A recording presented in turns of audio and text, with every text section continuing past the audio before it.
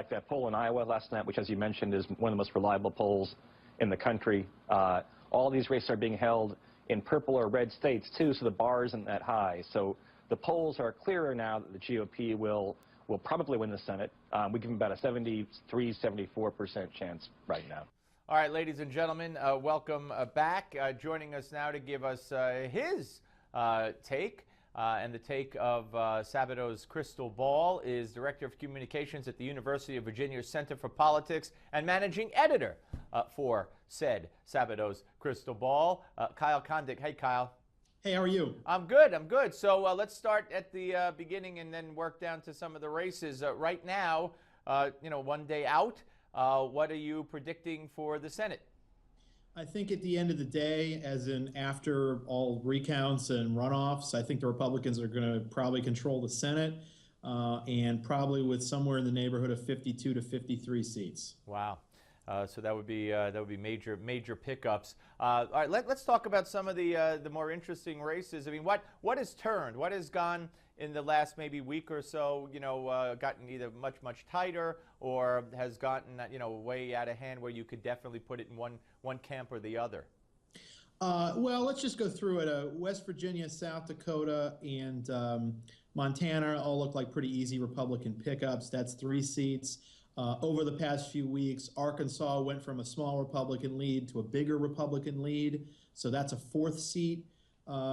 Louisiana looks likely to go to a runoff, although I think ultimately the Republicans are favored there, but we sort of have to put that one to the side. But if you sort of try to project it forward, probably a Republican pickup at the end of the day, so that could potentially be 5 later on.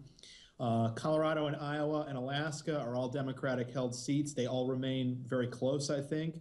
But I think the Republicans are favored in all of them. And then if you assume the Republicans hold Kentucky and Georgia, Georgia might also go to a runoff, but I think the Republicans are favored either on Tuesday or in an eventual runoff. Those would be Republican holds. And then you've got Kansas, where it's between Pat Roberts, the Republican incumbent, and Greg Orman, the independent.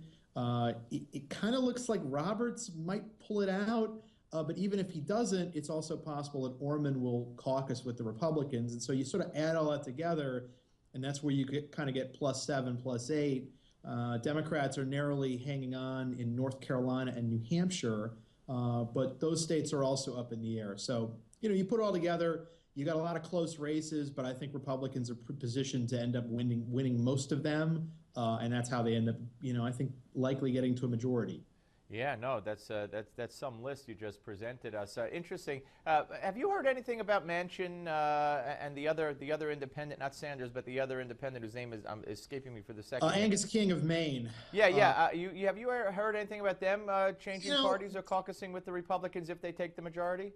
There has been some rumblings that King would switch caucuses, which would then add a seat if the Republicans took the majority. King certainly isn't going to switch. I think that if the Senate's 50-50 and the Democrats would hold on so long as he doesn't switch parties, it's possible. I wouldn't really bet on it, but it's just something to sort of keep in the back of your mind. There is a little bit of history here, although it's a little bit different. After the Republicans won the Senate in 1994, 2 Democratic senators, Richard Shelby, still in the Senate, of Alabama, and Ben Nighthorse Campbell of Colorado, both switched parties. And so the Republicans went from, I think they gained 8 seats on Election Day, but they really gained 10 because those 2 switched parties. So it's possible. Manchin, I've asked some people in West Virginia about it. They're all skeptical that he would actually switch parties. But you never know. I mean, it's a lot better to be in the majority than the minority. Right. And West Virginia's trending hard Republican. So I've heard so much talk about, especially in the media, that this is a rejection. Look at how well some of the third-party candidates are doing, and this is a rejection of all incumbents. And do you buy that?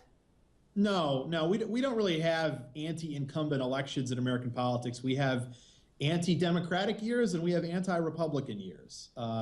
And this is probably more of an anti-democratic year than anything else. Although I will say that I don't think it's like 2010, even though the Republicans may very well end up gaining more than the 6 seats they gained that year. And part of that is because you're seeing, the fact that Kansas has a very competitive gubernatorial race this year when that's a very super Republican state tells you, I think, that, maybe the trends aren't quite as one-sided as they seem, but, Republicans are likely to, add a fair amount of seats in the Senate, add somewhere in the high single digits, low double digits in the House. And then the governor's races, Democrats may actually end the night with maybe one or two net more. But, it's a good Republican year. I don't think it's exactly 2010, though. Yeah, and historically, this would be, I mean, when you add up the House and Senate seats, if things go according to your plan, that Obama would have lost since he took president. We're talking about historic proportions dating back to Truman. Yeah, although it is worth noting that, midterms usually are not that great for the president's party. Although, yeah, I mean, typically it seems like presidents will have one mildly bad midterm and then one really bad midterm. I mean, that's not always the case. Right. But, Reagan lost House seats in '82 and then lost the Senate in '86. George W. Bush had a good midterm in 2002 and a bad one in '06. Well, we shall see, Kyle, how it all pans out. Thank you so much, sir. Appreciate it. Oh, thank you. Kyle Kondik, ladies and gentlemen, Sabato's Crystal Ball. We're going to take a look at the 3rd Congressional District House race in West Virginia on our road to the midterms. It's next.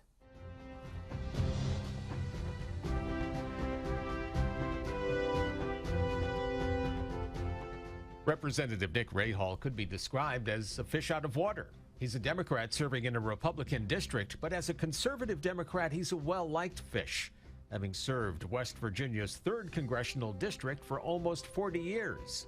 However, this go-around, Rahall is in serious trouble. He's neck and neck with Republican challenger West Virginia State Senator Evan Jenkins. Jenkins switched parties last summer to challenge Rahall, something the Rahall campaign is using against him in ads during debates. Given the fact that Jenkins is a former Democrat, he and his Democratic opponent share similar views on most of the big issues. They're both out to protect coal mining jobs, secure the borders, and they stress the importance of working across the aisle. Where they differ?